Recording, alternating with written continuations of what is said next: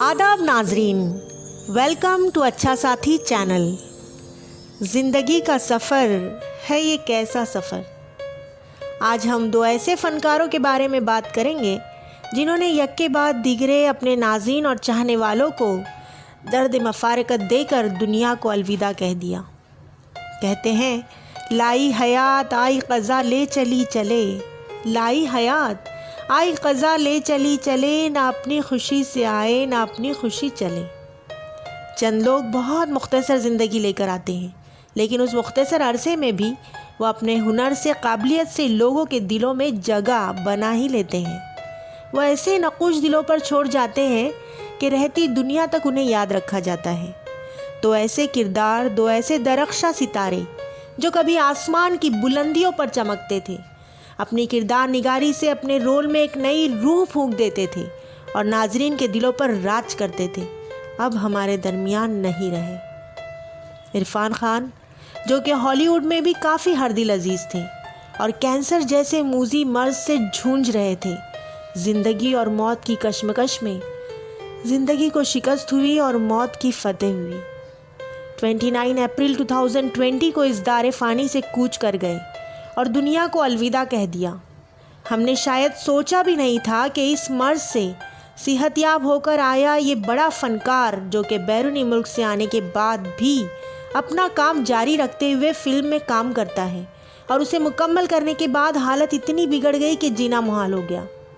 ये भी अजीब इत्तेफाक है कि उनकी मौत से 3 रोज़ कबल ही उनकी वालिदा माजिदा इस दारे फ़ानी से कूच कर गई और आखिरी अल्फाज उन्होंने ये कहे थे कि देखना, मेरा इरफान अच्छा हो जाएगा।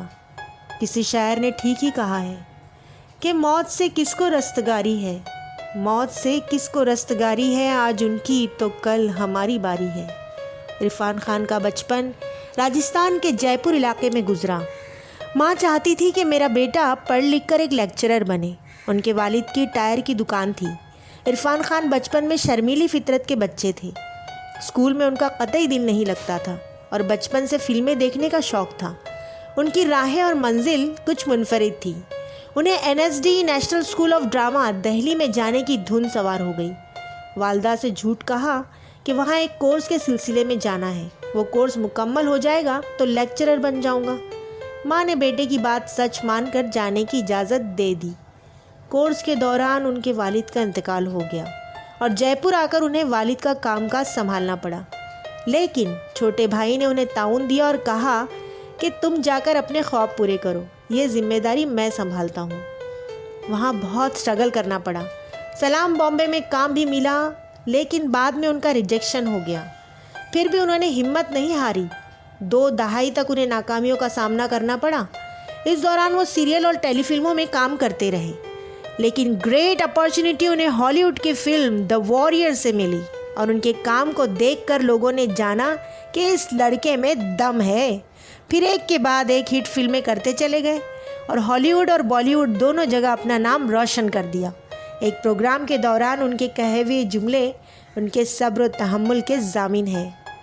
न था कुछ तो खुदा था, कुछ ना होता तो खुदा होता, डुबोया मुझको होने ने, न होता मैं तो गर क्या होता।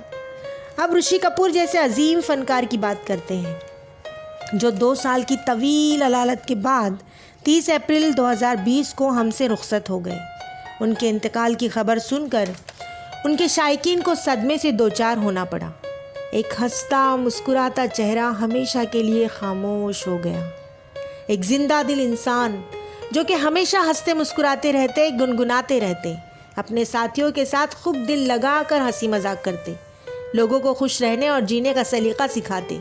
उनकी जिंदादिली का यह आलम था कि हॉस्पिटल में डॉक्टर्स और स्टाफ को हंसाते रहते। उन्हें सदाबहार फ़नकार और चॉकलेट हीरो के नाम से भी याद किया जाता है। वो अपनी बीमारी के दर्द को छुपाकर हंसते रहते, कभी अपनी अजियत का इजहार नहीं होने देते।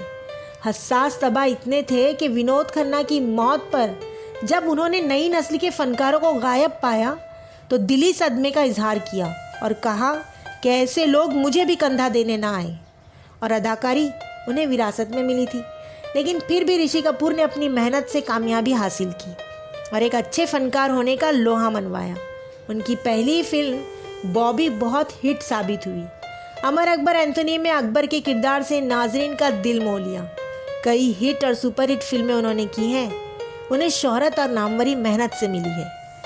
उम्र के साथ उनके किरदार भी तब्दील होते रहे। हालांकि इस मूजी मर्ज की जंग जीत चुके थे, लेकिन मुर्शिद अजीदी को कुछ और ही मंजूर था। दोबारा बीमार हुए और फिर जाबर ना हो सके। एक फिल्म का गीत जो कि महेंद्र कपूर ने अपनी आवाज़ में गाया और उनकी संजीदा अदाकारी दिखाई दी, वो आमतौर पर इतने संजीदा दिखाई नहीं देते थे। तेरे प्यार की तमन्ना गमे ज़िंदगी के साए, बड़ी तेज़ आंधियाँ है ये चिराग बुझ न जाए। न फिज़ा है अपने बस में, न नज़र में है किनारा, कहीं तेरे दिल की कश्ती न भंवर में डूब जाए। मौत दबे पाँव आती है और ज़िंदगी की कश्ती को भंवर में डुबोकर खामोशी से अपनी राह लेती है और हम सोचते रह जाते हैं कि कैसे हो गया। लेकिन खुदा के भेद है ये खुदा ही जाने।